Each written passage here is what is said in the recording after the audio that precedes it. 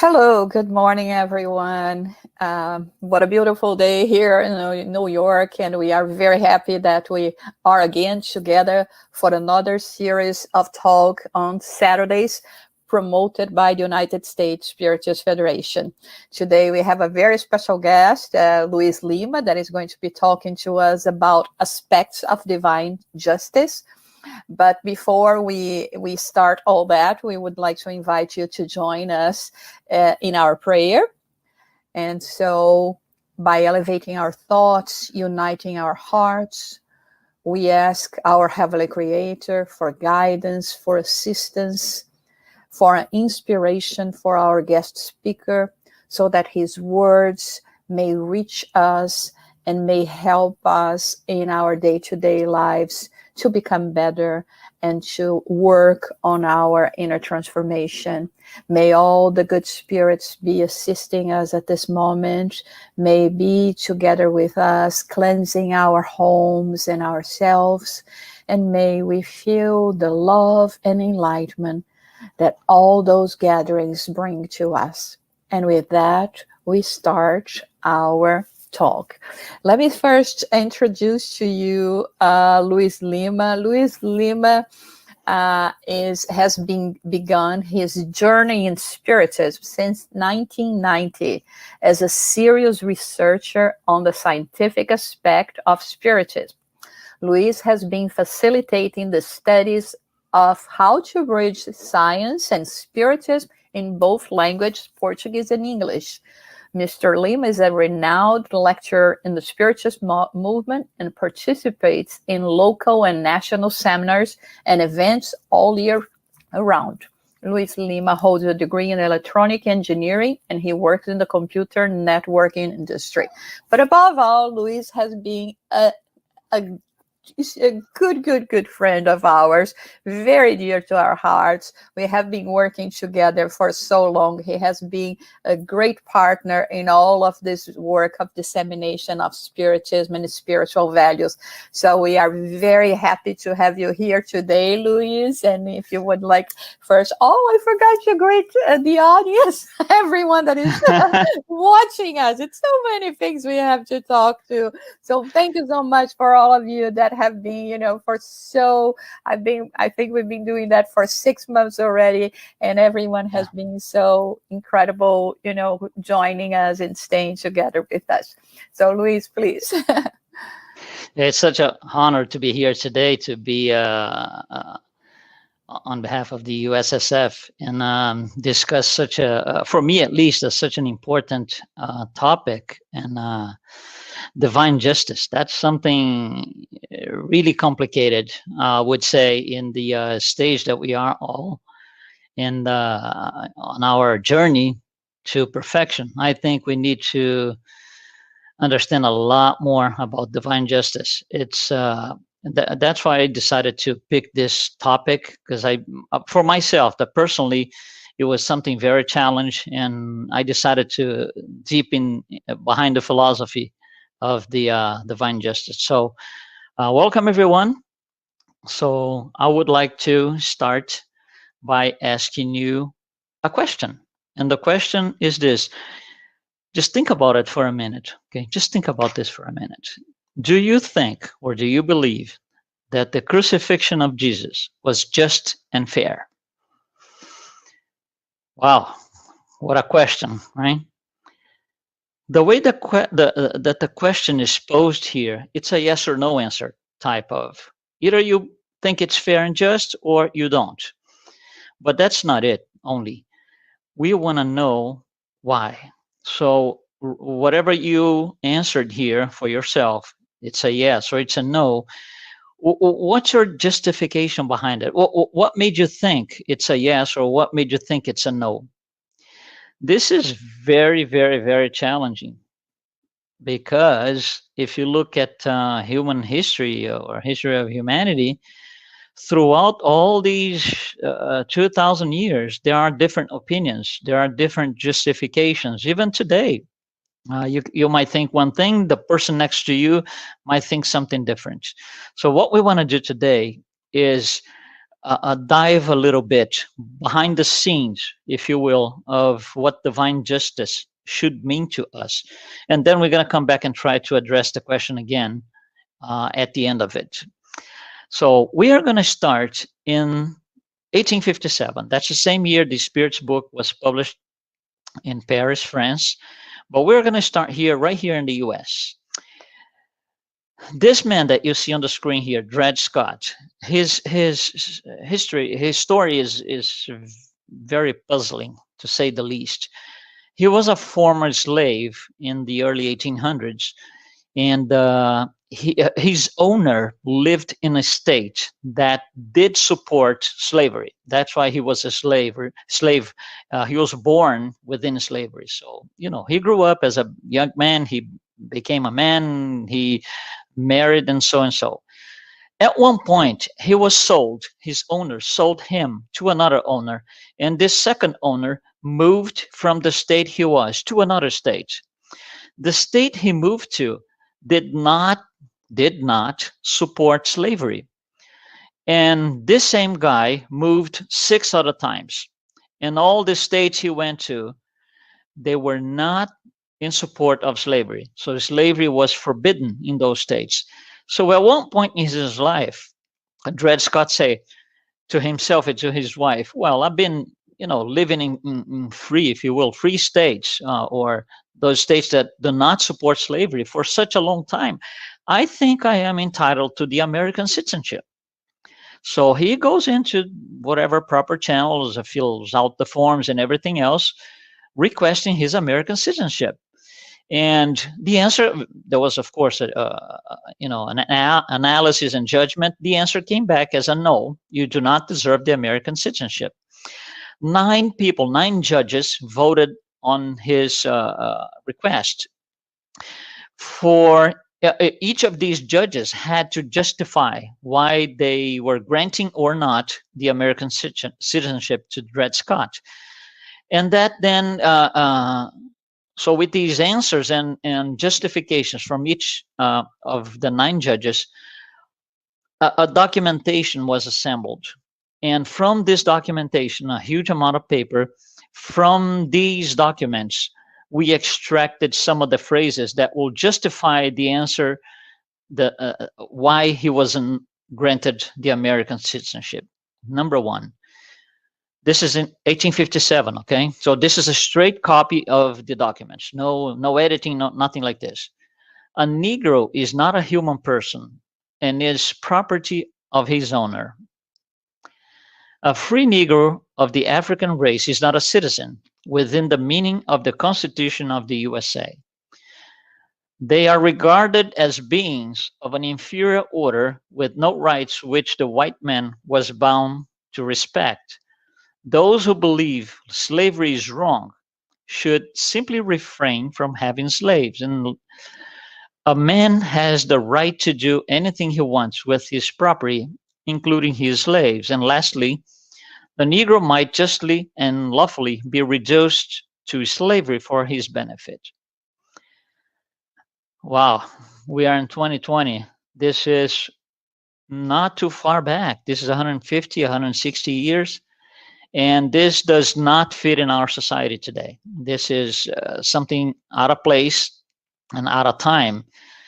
But you see, at the time, it was something that was received as nothing outrageous, just a normal outcome of the situation. In 1857, that was expected, and nothing was per se called the attention for any different action. However, 6 years later, America proclaimed the end of slavery. This particular fact has a tremendous influence on, it's almost like a catalytic effect on proclaiming the end of slavery in America. So for us, what does it matter for us? We go back 150, 160 years ago. This is what we had at the time as pretty much standard in our society. It isn't that way anymore. So there was a change in the way that our judicial system sees the thing. So with this, something starts to pop up. We had to change, we had to modify or adapt, to say the least, our laws, our judicial system to fit a new reality. And some of the aspects then in human justice begin to pop up, and they are not the same aspects of divine justice. Here's the first of all: time matters. Something like this in 150 years ago would not be acceptable today. Something like this, probably 200 years from now, might be slightly different. So time matters. Our laws, our divine, our human justice looks into time. Time matters. Here's another one: place matters. If the same thing in the same year, 1857, had taken place in another country, or maybe another part of the country, it would have a different outcome. So place matters. And lastly, social status matter. You know, he could have a different outcome if he wasn't, if he belonged to a different social class or something like that. So right here, we have three aspects that are part of human justice, but they are not part of divine justice. So it's kind of, human justice starts to drift apart from divine justice. There's going to be a point where we are so far from it that we barely understand it. And that's what I want to bring to you today. So right now, we have only, just to get started, three aspects with this case that we use in our human justice or human justice system, I would say. And these are not parameters used by divine justice. Okay. Let me bring you something else. This is one of the most puzzling communities in the world. It's slums in a community called Rocinha. It's in Rio de Janeiro, Brazil. It became a high touristic point for people around the world, because it's such such a difficult thing to understand, that it's spoken so much out there that tourists from different countries, they want to go in and see. And this is just a conglomerate of slums, and it's just awful. But I wanted to bring this to you so we can analyze a little bit. What you see here is a picture. It's a photograph taken from the back of the slums, if you will, on top of the hill, looking down, and you see a little bit of the slum on the bottom part of the photograph. Then you see an avenue, and then you see some nice buildings by the beach. The bottom part here is the slum, is the community, Rocinha. Those buildings are where the richest people in the country, not in the city, in the country, live. Those are the wealthy people. And these two things are separated by a 4-lane avenue. 2 lanes one way, 2 lanes another way, and that's all it is. So it's a tremendous contrast. They are literally, if you will, side by side. So there are 2 neighborhoods around this community, and these 2 neighborhoods, again, they are where the richest people, the wealthy ones, are. The population of this community, it's about 70,000 people. What is 70,000 people compared to what we know here today? It's a mid-sized town. It's the size of a mid-town in the US, 70,000 people. Now, that's not what catches the attention. What catches the attention is this. We have in this community 48,000 people per square kilometer living in there. And then, just like me, you would say, I don't really grasp the meaning. I kind of don't have an idea of 48,000 people per kilometer means. So let me give you some references here. These are 3 of the most populated cities in the world. You see here New York, Shanghai, and the greater Sao Paulo, Brazil. And you see the populations. Now, what is, in those 3 places, in those 3 cities, what is the density, meaning number of people per square kilometers? Here it is. Even New York City, which is this crowded city that we see pictures and everything, a lot of people, it doesn't even get close. It's 10,000 people, 10.7 thousand people per square kilometer.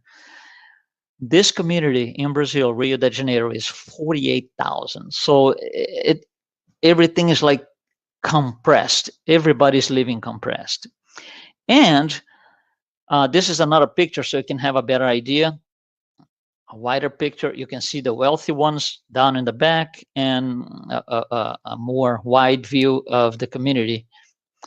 Now, one interesting thing is there is a photograph, which is this one. This became a reference for us to study. It's an iconic picture. It became an iconic picture, and it's used in studies to analyze rich and poor, wealthy and miseries, stuff like this. It's a well-known iconic picture, like I said. What you see here is on the left side of the screen, that would be the community, Rocinha. On the right side is one of the nice buildings, and you can see they have each apartment has its own patio with a pool.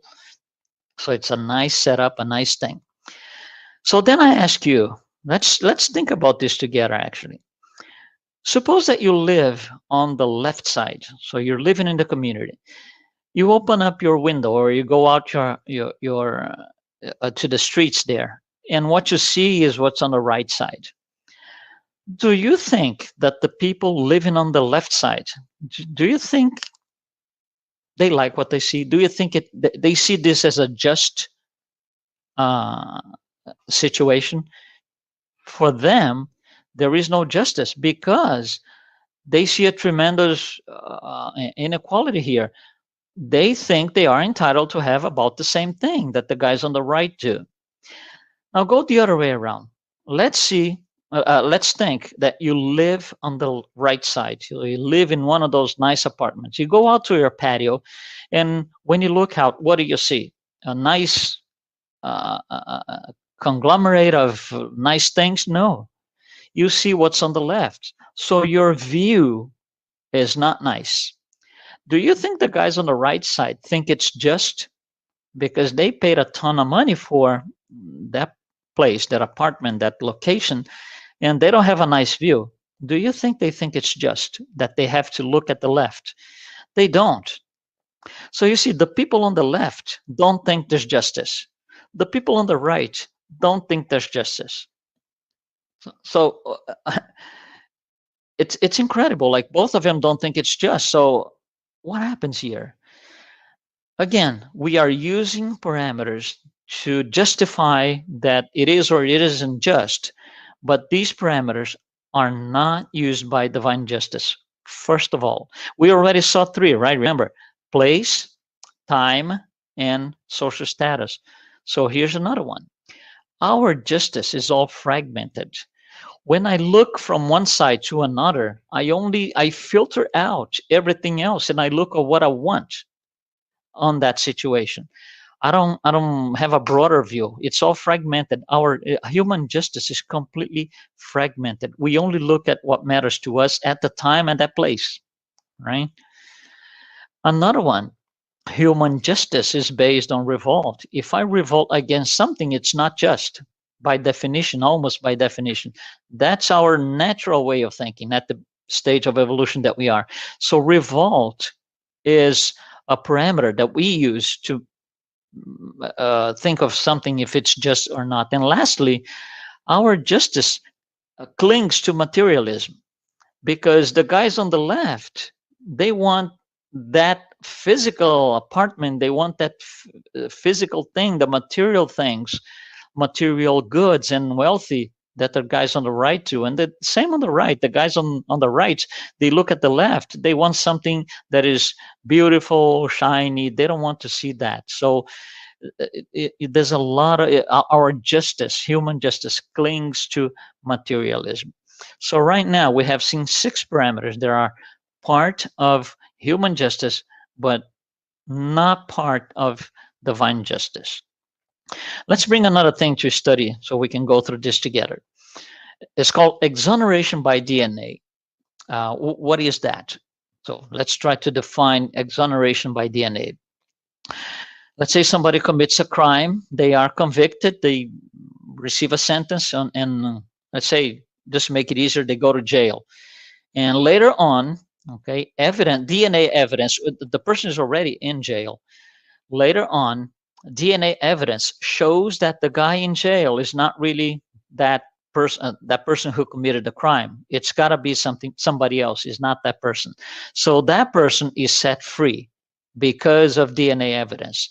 This is what exoneration by DNA is. Somebody being set free due to DNA evidence in regards to a crime that they have not committed.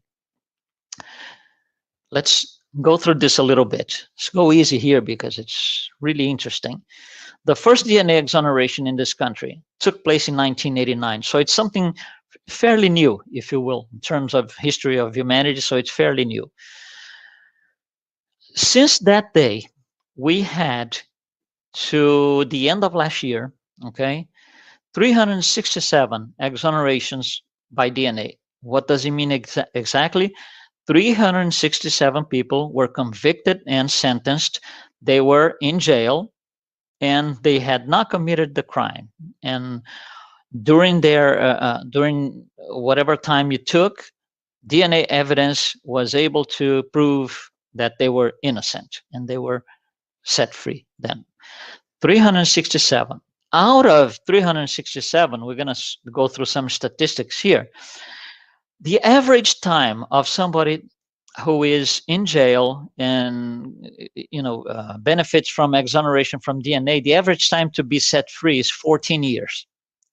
For something they did not commit, the average time is 14 years.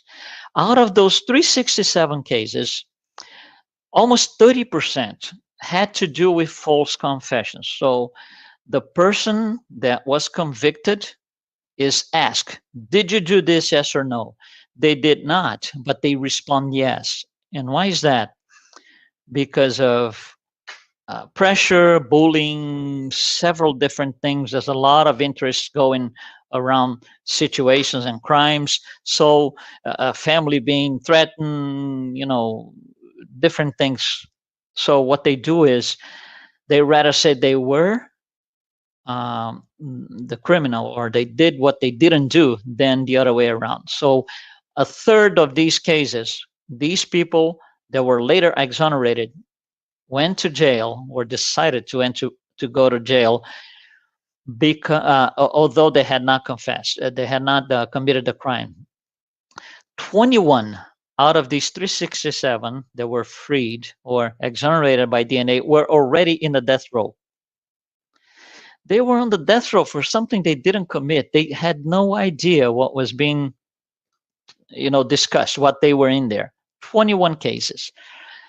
Almost half of the cases put people in jail due to forensic mistakes. There are two types of forensic mistakes. One type is an involuntary mistake in which those analyzing the forensic team or crew looks at all the evidence and they kind of overlook some small detail here or there, and it just takes place. They convict somebody, and that's not the case. The other type is a voluntary mistake in which, for personal or group interests, it is more interesting to have this particular person in jail than to seek for the truth, okay, or to continue with the investigation. So that's almost half of the cases. Now look at this. 70% of these cases sent these people to jail or they were convicted by visual ID. What is visual ID? We see that a lot in Hollywood movies on crimes and stuff like that. When they want to make sure that somebody is a criminal, they take that somebody and other people looking like that one, and they put into a room against a glass, okay? The convicted ones cannot see who is on the other side of the glass. On the other side of the glass, usually you have witnesses or those against who the crimes were committed, so they will identify the convict. So you put 5, 6, 7 people, and they are asked, Which one of these committed the crime? Which one of these should be convicted? And people will say, well, it was number 2, or it was number 4, or whoever it is.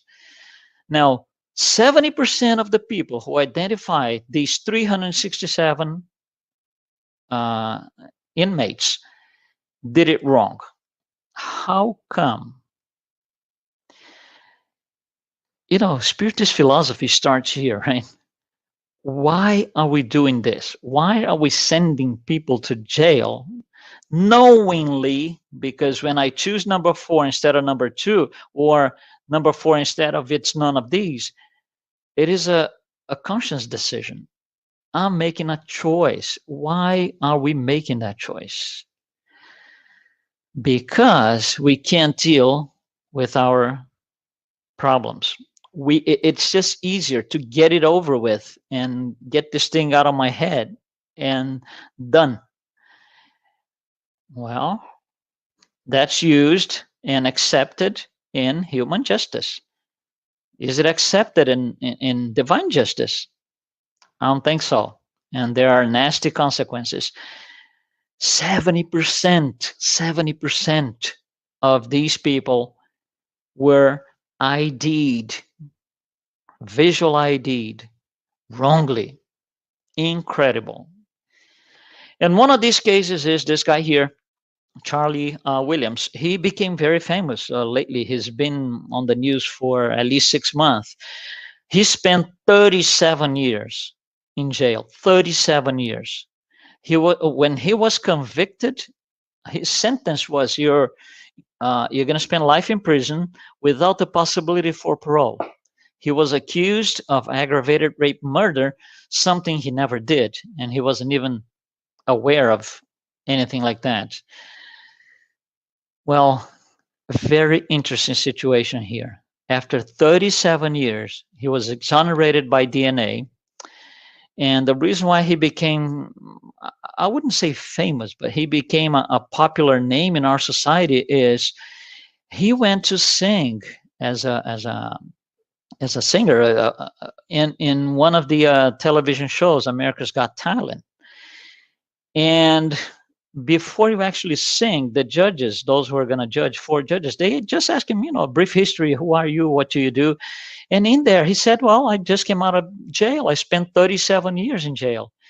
And that shocked the audience. So he spoke a little bit about his situation. And he, after that, he went to sing his song, the song he had intended for, which is, you see the name here on the screen, Don't Let the Sun Go Down on Me by Elton John.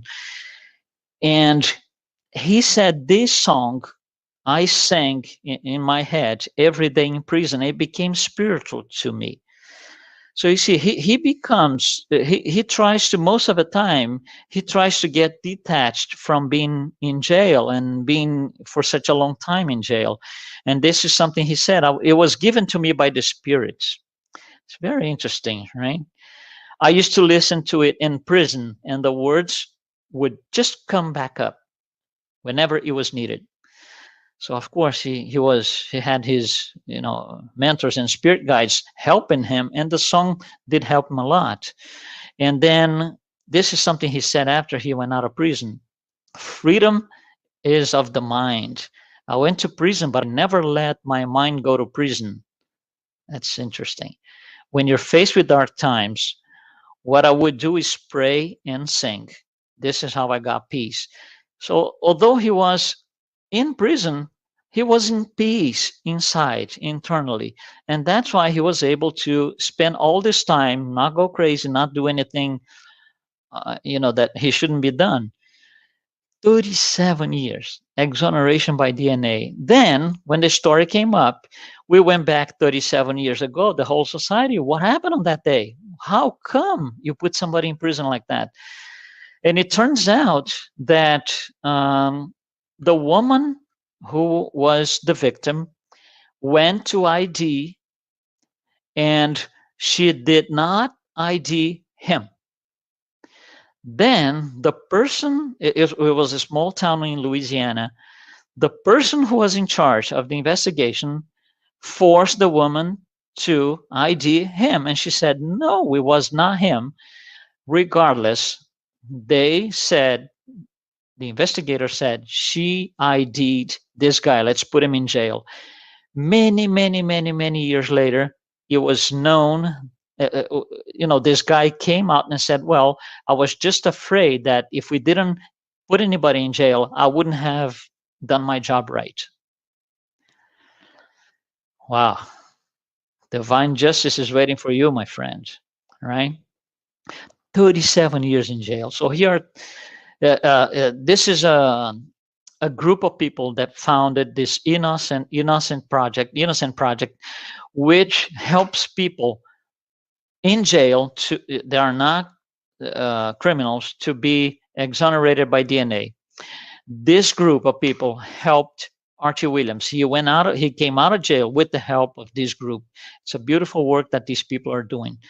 And here we have three more aspects that are part of human justice, but not part of divine justice. Our justice fails. It does. And a lot. We just saw one huge case there. Our justice is based on, I can do this myself with my own hands. That's what the people investigating Archie Williams' case did. Okay. Number 3, revenge. Our justice system is very much based on revenge. You did this, okay, you're going to see what happens to you. None of these 3 things, like none of the other 6 that we saw before, are part of divine justice. None. There is no such a thing as it fails and revenge in divine justice. It's simply not part of it. Let me show you one last case so we can analyze a little bit. I'm going to show a very short video. Look at this video. Just a few seconds, okay? I'm going to say for myself, I don't know about you who is listening to me, but for me, it looks like this guy is going to take or maybe rob this gentleman with his briefcase. That's what it looks like to me. It's a very short video. Let's get a longer shot of the video. So the guy actually comes from very far. He's not near the gentleman. He comes from very far, crosses the entire road, gets to the gentleman, and he tries to protect himself by putting the briefcase in front of him. Let's look at a longer shot of this video. So for me, right now, this guy is convicted, should be convicted. This guy wants to rob the gentleman. Okay, so here it is. Let's look at a little bit more piece of information here. Here's another angle. Wow. Shame on me who convicted the guy in my head. Shame on me. You see, our justice looks at part of things. We make judgments based on parts and pieces of things. This is why our justice is fragmented. Our justice is very personal. When I saw that guy for the first time, the first few seconds of the video, going towards a gentleman, I said, this is it. I know what's happening. I know it all. This guy should go to jail. That's just my personal opinion, nothing else. Okay? We look at justice as a punctual. We only see that one moment that matters in the case. The moment that mattered to me in the case on those few seconds was the moment he approached the gentleman and got his hands on his briefcase. Our justice is punctual. It doesn't look at a wide range of things. And I love this expression. Our justice focus on expressed cruelty. This expression, expressed cruelty, is actually told to us by Spirit Emmanuel. He uses this when he's explaining about divine justice. We look at the expressed cruelty, nothing else.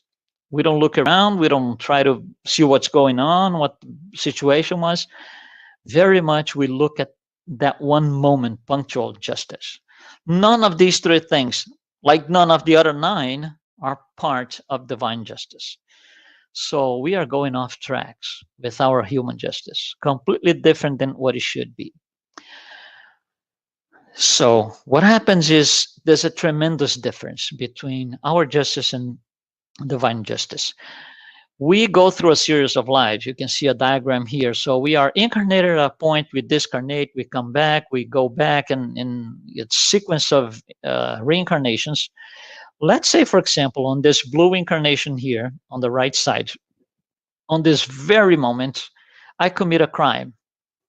On this very moment, during my incarnated life, I commit some sort of crime.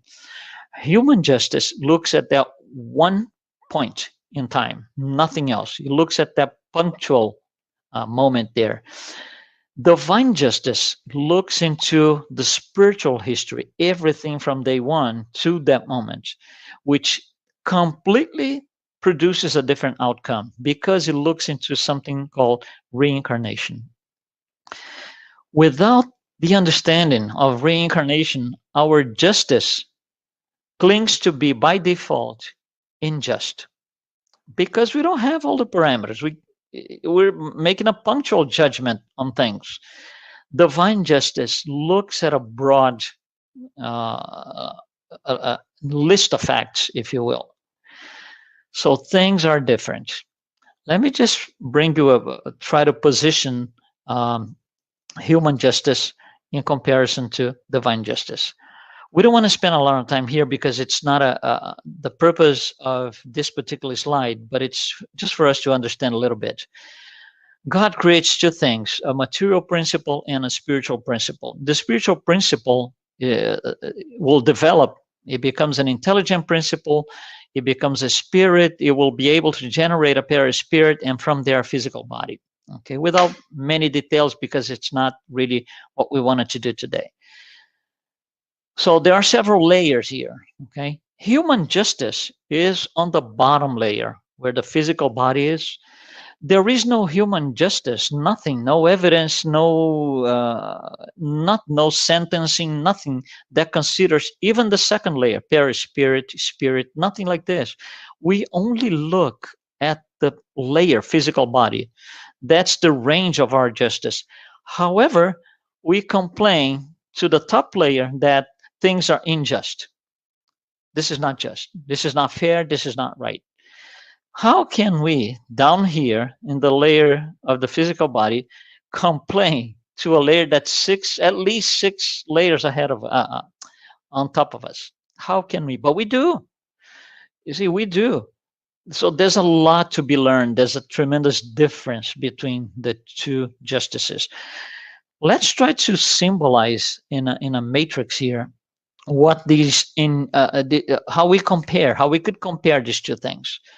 So the range of human justice is only us here. It could be something personal, just myself, something tribal, the group of people around me, a small society, a country, although there's a limited range. Divine justice does not consider, groups of people, nothing like this. It's universal. It's for everyone, all across. Our reference for justice is the laws that we write ourselves.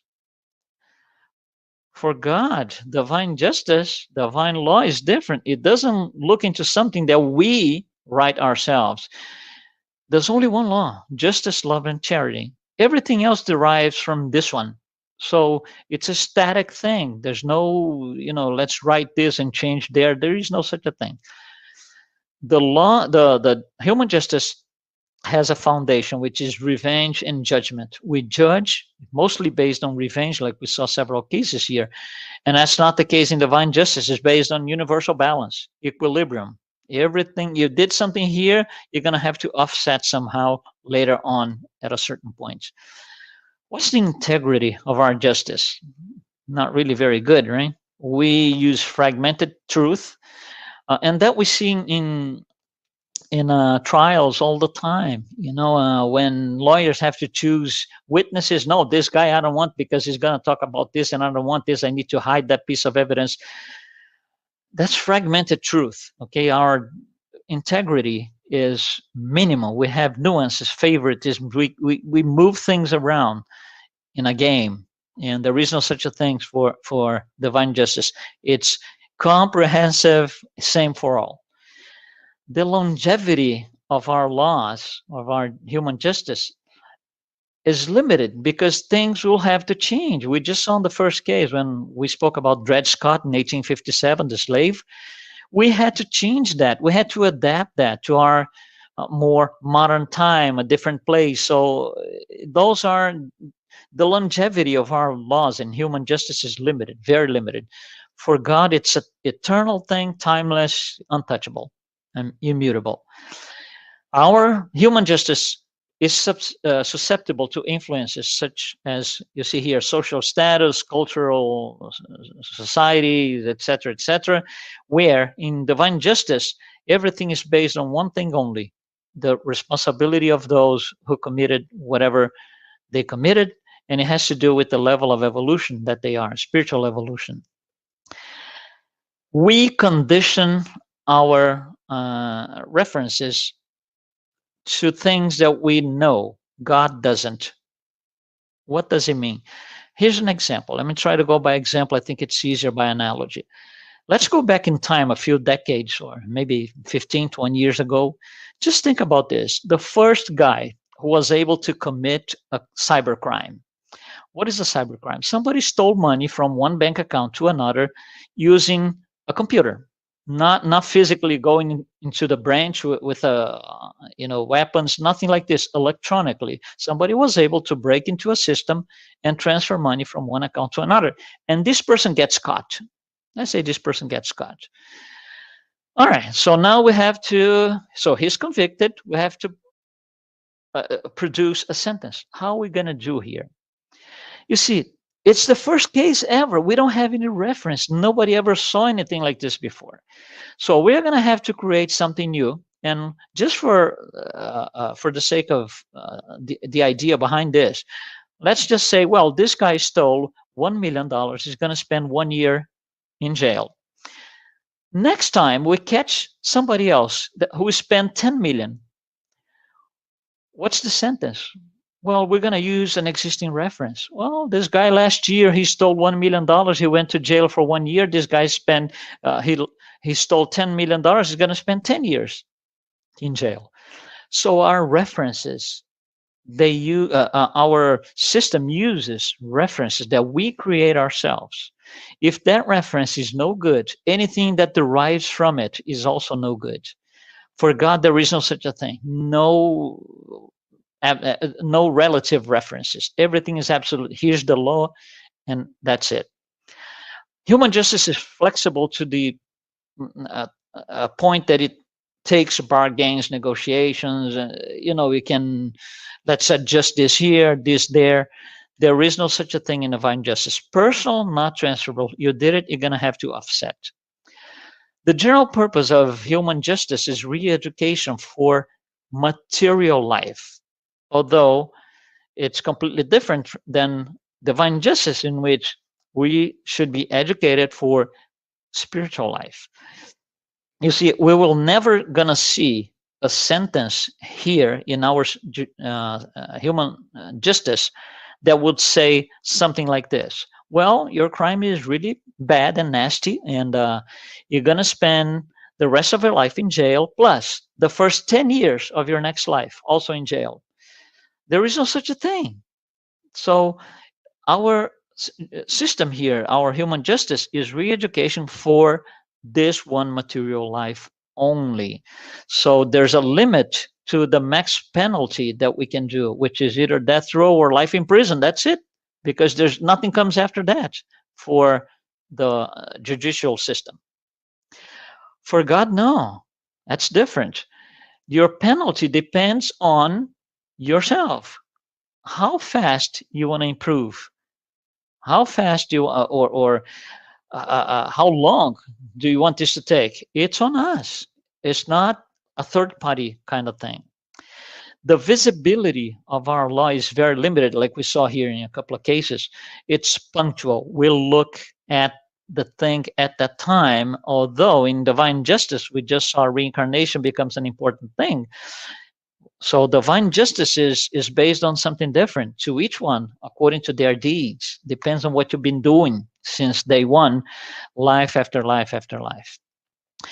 Our justice clings to materialism, while divine justice does not. It's a cosmic thing. It's universal, same for all, that's it. Who is the judge in our human justice? It's a third party person. For example, let's say I committed a crime against somebody.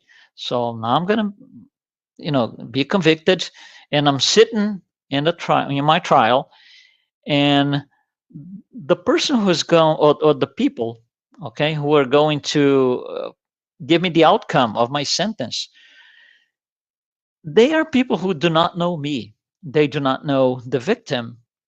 It's a completely independent person in terms of relationship to me and the victim.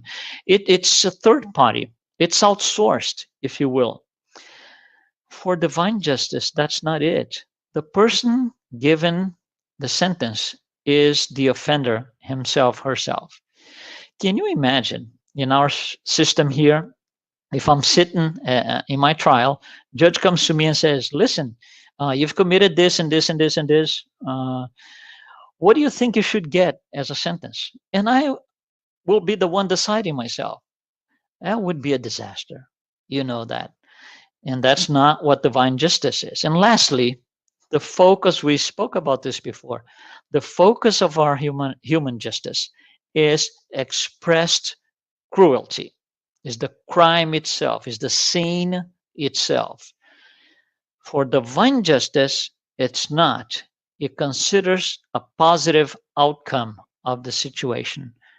I'm going to come back here in a little bit. So, divine justice is based on balance, equilibrium. Human justice is not, it's different. So let's go back to this a little bit here. This is our list of trying to compare things side by side. I want to focus and look at the last one here. You see, we judge things based on expressed cruelty. Divine justice looks at the outcome if it's positive. With this in mind, okay, let me say this again.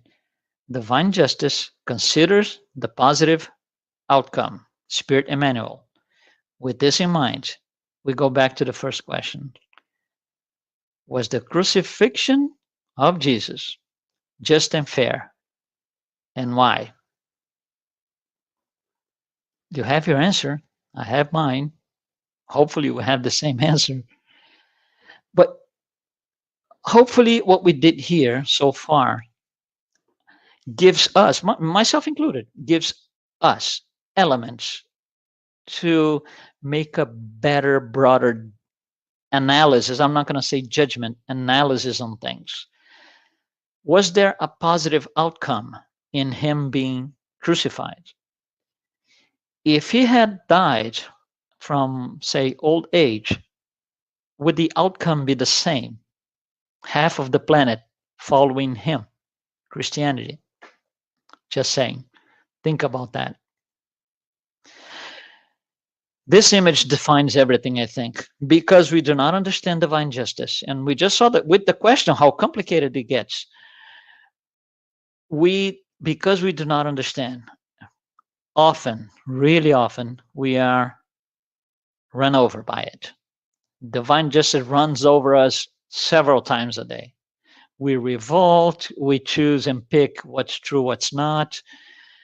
That's not divine justice, that's us. In the book Heaven and Hell, Allan Kardec will at length, it's a huge book, 500 pages at length, study and bring us all sorts of information about divine justice. In there, there's a little section that in the modern translations became known as a small section called Penal Code of the Future Life, in which he's going to analyze things such as, well, these are consequences of things that we do. If we do this, that's going to happen, and so and so and so. Very interesting. Very interesting. It's worth a deep study. It's worth whatever number of hours we need to digest the information. It's not long, it's a few pages, but it will take time to digest. And I want to just bring a last thing so we can think together here. This is a statement, as you see. Imagine that you go to the stadium because you want to see the game. So you're sitting somewhere in one of the seats in the stadium, and there was a certain movement in which two players are, this is a soccer game, two players are with the ball, and one of them goes to the floor. I'm going to say that because I don't want to make any judgment. Okay, so one falls and the other doesn't. And at that point, you say, well, that was supposed to be a foul play. And the other person sitting by you, it's not. Well, let's analyze this here. Let's say I am sitting right there on that spot. By the way, just to make sure, okay, I can only sit in one spot. So I'm there, right there, spot A. And I swear to you, way of saying, I swear to you that it was a foul play. The person sitting on this other spot B at the same time on the same game is going to look at me and say, what's happening to you? You're wrong. The person sitting in here is going to say something different. And the person sitting here is going to say something different. And this one, and it goes on and on and on and on. And you have 60,000 people watching the game at the same time, not via television, not transmission, not recorded later, at the same time, 60,000 people. And you're going to have 60,000 different opinions. And why is that? And then it gets worse. Let's say, for example, I go home after the game and my folks at home ask me, how was the game? And I'm going to narrate to them what I think it happened on this particular scene. And I'm going to say, well, this happened and so and so and so. They did not see it. They were not there, but they're going to hopefully believe what I'm saying. So now we have somebody making a judgment who wasn't even at the game, just by listening to somebody else who was there and had their own opinion. Why is it so complicated? Who is right, who is wrong? Because, you know, some people are going to say the outcome of this particular scene was just. And some other people are going to say, we're not. It was not just. We are just observers. We are watching the game. When I observe, I can only observe from my point of view. If I'm sitting on A, I cannot tell you what the guy sitting on E saw. I cannot tell you what guy sitting on C saw because I'm not there. All I can see are possibilities. All I can say is, well, I'm on A and I saw this, but the guy on B might have seen something else. I cannot tell for sure what he saw. I can maybe create a probability, a possibility that he saw something different. And that's why we have this idea of fragmenting the truth. Because the way we do is, I was on A, I saw it, and that's the truth. B is wrong, C is wrong, D is wrong, E is wrong, because I was there and that's it. That's how we fragment the truth. And based on that little piece of evidence, little fragment of the truth, we make judgments on things. So we judge it, the entire stadium, we replace the words of it, the entire 60,000 people with our words. That's how we conduct human justice. And then for me to be able to tell the truth without any fragments, I would have to have one attribute called omnipresence. I would have to be in all 60,000 seats, plus I would have to be on the field at the same time. Do I have that ability? No, I don't. No omnipresence. For me to be able to tell the actual truth, I would have to have knowledge of everything that happened at the same time. It's called omniscience. Do I have that attribute? I don't. And I would have to have another attribute called omnipotency, in which I can do it all. I'm able to produce the actual outcome. The only truth that there was. Am I able to do this? We're not. These three things, omnipresence, omniscience, and omnipotency, take away from us any possibility that we have the entire truth in us, within us. It's not going to happen. And that's what we use for human justice. Thus, human justice and divine justice are never going to be the same. It's difficult for us to understand divine justice because we don't have the three basic attributes: omnipresence, science, and potency. So, hopefully, you can give it some thought. I myself, I spent a lot of time, a lot of years thinking about all this thing because it was very challenging for me. It was very challenging for me when I was reading something that was probably about 8 or 10 years ago. I was reading something and it just hit me. You know, everybody, going back to the time of Jesus, everybody says, you know, it was not just and fair and so and so.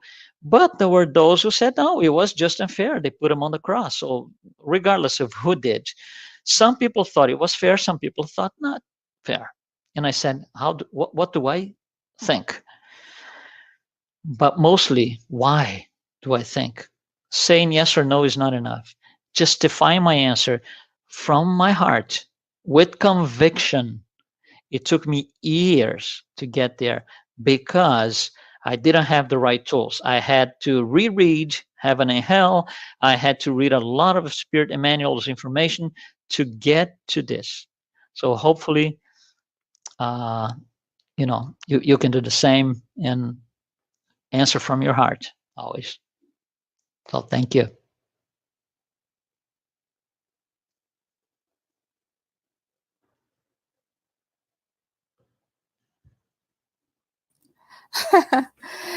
Thank you so much, Luiz. That was a wonderful presentation. Everything that you brought today gave us a lot of things to reflect. Definitely, especially, you know, concerning our own behaviors. Yes. Which is something that we should be really focusing. And we have a few questions here that we would like to bring now. In your opinion, how could we get closer to divine justice to remove human injustice from the world? Well, human justice is centered on us. We make the laws, okay? And sometimes it gets so bad that we make little micro laws like this, for example. You see me in yellow shirt here, right? So my law today is people in yellow shirts are bright. Okay. Tomorrow, you're going to see me wearing a blue shirt. And you're going to come to me and say, oh, you're not bright anymore. I said, no. People in blue shirts are bright. So you see, I had to change my own rules because that justice, that reference that I used was just for myself at that time and place.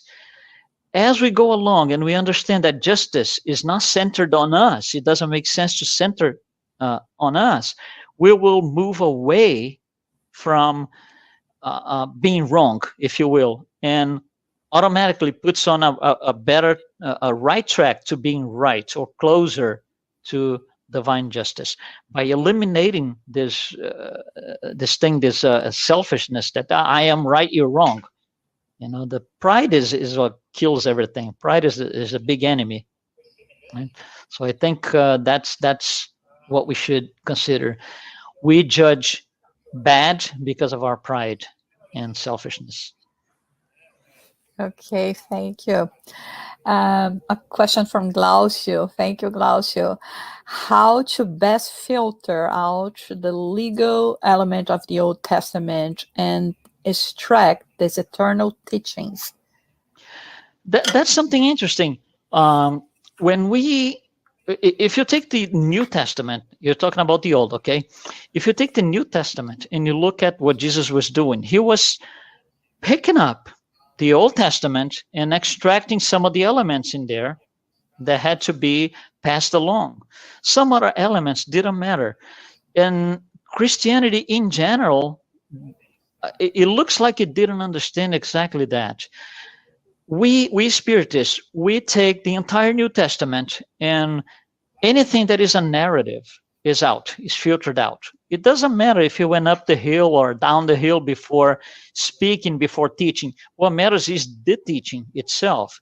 So the elements that compose the historical part, the narratives, and so these are filtered out. And we are concerned about the moral teachings. The Old Testament and those who follow the Old Testament usually are centered on the legal elements. The legal and legality and justice at the time was very strong, was a very, still is in Judaism. The legal elements, aspects are very strong still, but times are different. When Jesus came to say, you got the law, but you have to reinterpret the law, times were different already from the days that the Old Testament was written. And they're even more different now. So yes, there will be always those who go back to the Old Testament and going to see, well, this is legal or it's not. This should be done or should be not. Again, that's human justice because it's looking into something that is corruptible in the good sense. I'm talking about corruptible meaning destroyable, okay? Destroyable by time and place. Those laws, at one point, even for those who follow today, they will change with time and in different places. But the moral teachings, the morality behind this, all of this, will never change. It's always going to be there, and it's always going to be the same because it comes from the highest level above, which is the supreme intelligence. While you were talking about it, I was even remember a statement from Kardec where he says, when referring to the gospel according to Spiritism, right, that the moral doesn't change. I mean, everything else, even like he said, the book Genesis, item 55. I mean, if science comes and proves something is not that way anymore longer, we just go and follow science. But the moral, especially the moral that we learn from the teachings of Jesus, from divine justice, that it's, it's lasting and it's the same. It's timeless. Yes, timeless. Exactly. Thank you. You see, I think the difference is the integrity. Mm-hmm. The integrity. Our laws have a questionable, of course, integrity. Divine laws does not. Mm-hmm. You will never change. Immutable. That's it. Yeah. It was the same 3,000 years ago. We will be the same 20,000 years ahead of us. So. Yeah, I like it very much how, you use this word so powerful, integrity. It's you nailed. Okay, let's go to the next one. In terms of wealth, the Gospel according to Spiritism tell us that it is important to have it to foster progress. How can we conciliate this idea with the situation of poverty we see all around? You see, wealth is not a crime. That needs to be understood. Wealth is not a moral crime. It's not even a social crime. We need wealth because wealth provides us with basic resources to do things. Wealth is neutral. The amounts of money, that's neutral. What we do with that is what matters. You see, wealth is on the material side of things. The intelligent principle, that's us. That's on the spiritual side of things. So what the intelligence does with the material things, that's what the problem is. The problem is not wealth. The problem is how we handle it, how we deal with that, how we look at it. If we look at it and say, all the money in the world should be mine, there's going to be one outcome. If I say, well, I can take this little piece here and I can use for this charity work and leave something else for others to do the same, that's a completely different outcome. Divine justice does not go against the material part. It goes against the spiritual part, which is us. It goes against the intelligent principle. Okay, thank you. I think I have another one. What about justice on our day-to-day lives? When people are unfair with us, criticizing and spreading lies and gossiping, how can we deal with that? There was a man 2,000 years ago who suffered that. He was gossiped on. He was, all kinds of things. How did he react? All right. He reacted based on divine justice, meaning if I do something now, if I attack these people who are attacking me, if I fight, if I do this and that, there's going to be a price to pay. There's going to be a price to pay. That's in the penal code of the future life, right? If you do this, that's going to happen to you. So how did he deal with that?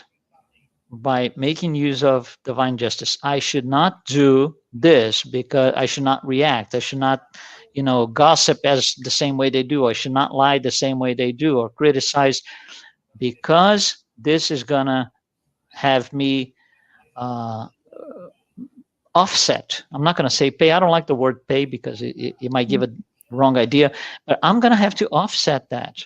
So it's just better to, okay, they're doing this to me. They don't know what they're doing. Father, they don't know what they're doing. And pray for them. And of course, it's difficult.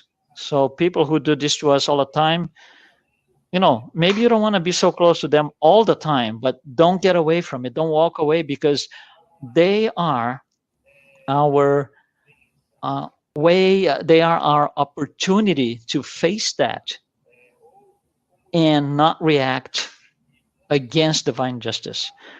You see, stay in the battlefield. That's what I usually say. Stay in the battlefield. Don't run away from these people. Don't get away. We still need them to be here and say, I'm strong because I'm holding this really good. They're doing this to me every single day, and here I am. And I'm not going against divine justice. It's our opportunity to prove to ourselves that we can do it, and we will do it. We will prevail. And sometimes it's not only that, you have to put it in the equation forgiveness as well, right? So it makes absolutely. it even more challenging. Much more. Yeah, these people, we call them enemies. They are our best friends, actually. They are best friends. And like I said, we should never run away from our best friends. If we have somebody that we kind of don't get along with, if you will, and every time you're around that person, you feel this and that, that's the person you need to be with at times to practice that imperfection. They will be like, touching us all the time with that. And we need to work on those. They are just telling us, work on that. To keep us on check, right? In check. Yeah. Yeah. Okay, I don't think we still have another one. Do you believe the lack of justice is still prevailing in our world, prevents people to believe in God? You see, justice is human justice here that the person is mentioning. It's human justice. And human justice, here's an example. If you go to a terrorist, okay, and you have an interview with them, and you sit down with them and say, do you believe what you're doing is wrong? What do you think the answer is? He's going to say, of course not. I'm doing the right thing. He's one of the 60,000 people in the stadium. Mm-hmm. Okay, I am another one of those 60,000 people in the stadium. Josara is another one. And you listening to us right now, you are one of them too. So when you say justice prevails, which justice? There are 7 billion justices in the world. Each one of them created by us, by one of us. So there's lack of justice. There's always going to be, because some people will always say, I'm right and you're wrong. It's human nature. It's the way that trials and expiations works. That's what we're here for, to deal with things like this. So by definition, is there always lack of justice? Yes. But then, which justice are we looking at? Human justice. If you look at divine justice, there's no lack of justice. Otherwise, you're telling us, if you believe in lack of justice, you're telling us that the crucifixion was unfair and unjust. And you're going against the number one law, justice, love, and charity, because God doesn't do anything unjust. Okay. So I think that was our last question.